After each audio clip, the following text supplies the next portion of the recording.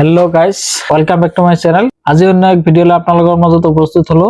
এছআৰৰ ফলত আপোনাৰ নামত যদি অবজেকশন আহি যায় তেন্তে আপুনি কি কি কাগজ ৰেডি কৰি ৰাখিব লাগিব আৰু আপুনি কি কি কৰিব লাগিব যাৰ যোগেদি আপোনাৰ নামখন আকৌ শুদ্ধকৈ ভোটাৰ লিষ্টত সন্নিবিষ্ট কৰা যাব বা আপোনাক যেতিয়া হিয়াৰিংত মাতা হ'ব অফিচাৰসকলে আপোনাক কি কি সুধিব যাৰ দ্বাৰা আপুনি উত্তৰবিলাক সঠিকভাৱে দি আপোনাৰ নামটো শুদ্ধকৈ ভোটাৰ লিষ্টত আকৌ সন্নিবিষ্ট কৰিব পাৰিব। আজিৰ ভিডিওত সবিশেষ আপোনালোকৰ সৈতে শেয়াৰ কৰিম। গাইজ ভিডিওটো হেগলৈ চাই থাকিব আৰু মোৰ ভিডিও যদি ইউটিউবত চাই আছে চেনেলটো সাবস্ক্ৰাইব কৰি ল'ব আৰু যদি ফেসবুকত চাই আছে ফেসবুক পেজটো ফলো কৰি ৰাখি দিব, লগতে ভিডিওটো লাইক কৰি দিব। গাইজ গোটেই ভাৰতত এছআইআৰ হৈছিল কিন্তু অসমত এনআৰসি হোৱাৰ কাৰণে এছআৰ স্পেশাল ৰিভিজন হৈছিল। 22 নৱেম্বৰ তাৰিখে কাৰ্যকৰী হোৱাকৈ 17 নৱেম্বৰ তাৰিখে ইলেকশন কমিশন অফ ইণ্ডিয়াই নিৰ্দেশনা জাৰি কৰিছিল। সেই হেতুকে বিভিন্ন সময়ত অসমৰ বিএলঅসকলে নিজৰ নিজৰ কাম সামৰি লৈছিল, কিন্তু এছআৰ খনৰ মূল উদ্দেশ্য আছিল ভোটাৰ লিষ্টৰ পৰা মৃত লোকসকলৰ লগতে ডিভোটাৰ লোকসকলৰ নাম কৰ্তন কৰি শুদ্ধ ভোটাৰ লিষ্ট তৈয়াৰ কৰা। কিন্তু কেনালগৰ আচল ৰহস্যটো কি আজি ভিডিওত আলোচনা কৰিম। গাইজ আপোনালোকে জানে ক্লেইম আৰু অবজেকশনৰ তাৰিখ 27 ডিসেম্বৰ 2025 পৰা 22 জানুৱাৰী 2026 লৈকে। গাইজ ফাইনাল ভোটাৰ লিষ্টখন 10 ফেব্ৰুৱাৰী তাৰিখে ওলাব, কিন্তু ডাঙৰ সমস্যাটো ইয়াতে লাগি গল যত এতিয়ালৈকে বিভিন্ন খবৰ অনুসৰি বিভিন্ন জিলাৰ পৰা প্ৰায় 5 লাখ ভোটাৰৰ এগেইনষ্টত অবজেকশন কৰা হৈছে। যি অবজেকশন বিলাক বিশেষ ৰাজনৈতিক কাৰণত মানুহৰ এগেইনষ্টত কৰা হৈছে, কিন্তু অবজেকশনকাৰীৰ নাম বিচাৰি গলে আসল অবজেকশনকাৰী বিচাৰি পোৱা নাযায় আৰু যিবিলাক অবজেকশন কমপ্লিটলি ৰাজনৈতিক কাৰণত মানুহক হাৰাশাস্তি কৰা উদ্দেশ্যৰে কৰা হৈ আছে, তাৰ বাবে বৰ্তমান অসমত চাৰিওফালে এক আতংকৰ পৰিৱেশ সৃষ্টি হৈছে। সেইকাৰণে কাৰ কেতিয়া নামৰ এগেইনষ্টত অবজেকশন লাগিব পাৰে বা হিয়াৰিংৰ নোটিছ আহে সেইটো কোনেও ক'ব নোৱাৰি।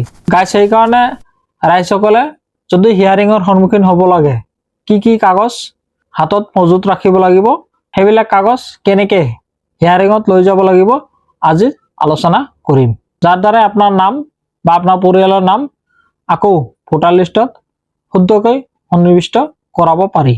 গাইজ আপোনালোকে যদি এছআৰৰ নোটিছখন পায় তেনেহলে প্ৰথম কাগজটো হ'ব আপোনালোকৰ voter ID card. Voter ID কাৰ্ডখন অৰিজিনাল আপোনালোকৰ হাতত থাকিব লাগিব। দ্বিতীয় নম্বৰ কাগজটো হৈছে আপোনালোকৰ আধাৰ কাৰ্ড। আধাৰ কাৰ্ডৰ অৰিজিনাল কপি যিখন কপি আপোনাৰ UIDAI অফিচৰ পৰা পোষ্ট অফিচৰ দ্বাৰা আপোনাৰ হাতত আহিছে সেইখন আধাৰ কাৰ্ড প্ৰয়োজন হ'ব। তৃতীয় নম্বৰত আছে আপোনাৰ পান কাৰ্ডখন, যিখন পান কাৰ্ডত আপোনাৰ নামটো শুদ্ধকৈ সন্নিবিষ্ট আছে। চতুৰ্থ নম্বৰৰ কাগজখন লাগিব আপোনাৰ ৰেচন কাৰ্ড, যিখন ৰেচন কাৰ্ডত আপোনাৰ বা আপোনাৰ পৰিয়ালৰ সকলো সদস্যৰ নাম শুদ্ধকৈ সন্নিবিষ্ট হৈ আছে আৰু সকলো পৰিয়ালৰ লিংক তেওঁলোকৰ নাম মাকৰ নাম বা পুতেক জীয়ৰী ৰিলেশ্যন বিলাক শুদ্ধকৈ সন্নিবিষ্ট হৈ আছে। গাইজ আপোনালোকে জানে এছআইআৰ আৰম্ভ হোৱাৰ আগতে ইলেকশন কমিশন অফ ইণ্ডিয়াই গোটেই ভাৰততে ইলেকশন কমিশনৰ যি ৱেবছাইট আছে ৱেবছাইটত 2005 চনৰ ভোটাৰ লিষ্ট উপলব্ধ কৰাই দিছিল। যিসকলৰ নাম 2005 চনত অন্তৰ্ভুক্ত নাছিল বা 2005 চনত পিছত ভোটাৰ লিষ্টত অন্তৰ্ভুক্ত হৈছে তেওঁলোকৰ বাবে জন্মৰ প্ৰমাণপত্ৰ বাৰ্থ সাৰ্টিফিকেটখন মাষ্ট বি জৰুৰী। সপ্তম নম্বৰত আপোনালোকৰ যদি মাটিৰ কাগজ আছে, যিখন কাগজত আপোনাৰ দেউতা বা আটাৰ নামৰ লগত আপোনাৰ সম্বন্ধ আছে।